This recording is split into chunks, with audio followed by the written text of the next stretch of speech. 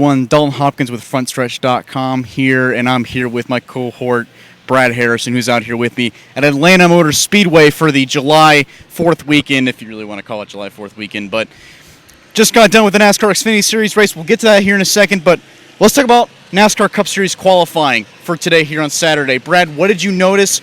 Who stood out in Cup qualifying today? Oh, very similar to what we saw last March when the Fords were good, and you saw that again today. Obviously, Almirola is going to be rolling off from the pole, and some of the other typical Fords. And I think it was also big Kevin Harvick is one of the key guys up there too.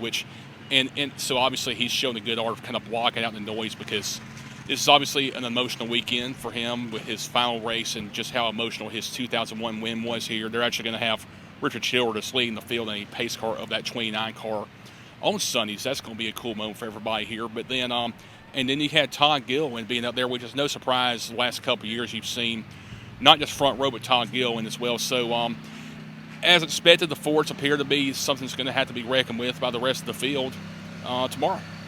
Yeah, I have to agree. Eric Almirola, his first pole since the Bristol night race last year. And then, speaking of night races, we just got done with one with the NASCAR Xfinity Series. So, first off, we saw the number 21 of Justin Hill. Everyone expected him to be the guy to beat tonight, and pretty much he kind of was until he wasn't. Got involved with that incident with Parker Kligerman, but Parker came over after the race, posted a video on Frontstretch. He apologized profusely to Austin Hill, said he didn't mean to do it. Austin Hill is actually a little bit more frustrated that none of the Chevrolets wanted to work with him all night, it seems. And, of course, the Kaulig cars were running 1, 2, 3 at the end there, and he was frustrated that nobody wanted to work with him to get by them. He said, I guess they want to let the Kaulig cars win. But that, Brad, did not happen. What actually did happen? Well, as they came to the restart, so ironically, Justin Haley led the most laps here tonight. Ironically, on the overtime, not only did his car sputter, but even worse, Chandler Smith ran out of fuel.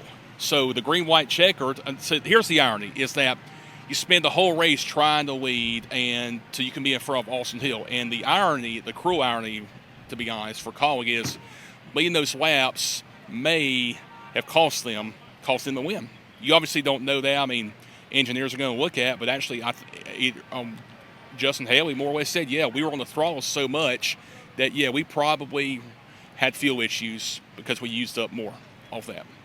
And, of course, Chandler Smith running out of gas, the Kaulig cars getting a little bit discombobulated on that final overtime restart. And John Hunter Nemechek going on to win another race, surprisingly, which I actually didn't really see happening. I don't think very many other people saw that happening either. So let's talk about tonight, or the rest of the top 10.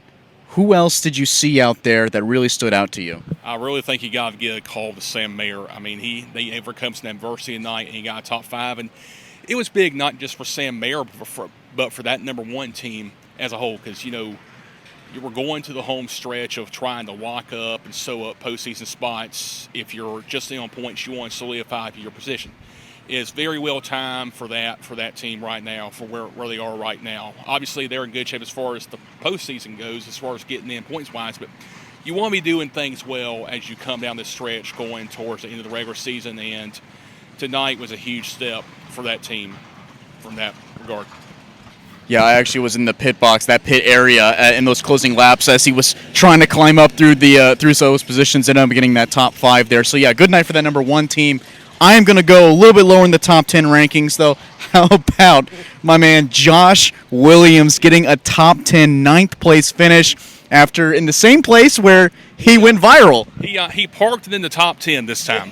He sure did. Yeah, he parked in the top 10, which is way better than where he parked it last time. But instead of going to the NASCAR Xfinity Series hauler, he went back to the DGM Racing hauler with a smile on his face this time, and 40 minutes in the 40-degree weather for him to come out and talk to us. We had to wait a little bit. And, of course, that video is on frontstretch.com and, of course, on our YouTube channel as well. Well, I think that about wraps it up for tonight's events. Brad, we've got one big race coming out tomorrow, the Quaker State 400, another night race, the July night race here at Atlanta. It's going to be a lot of fun. Stay tuned and keep watching our Frontstretch coverage. Hi, this is Steven Stumpf. Make sure to hit that subscribe button. Check out the 2 videos beside me, and for more racing content, visit frontstretch.com.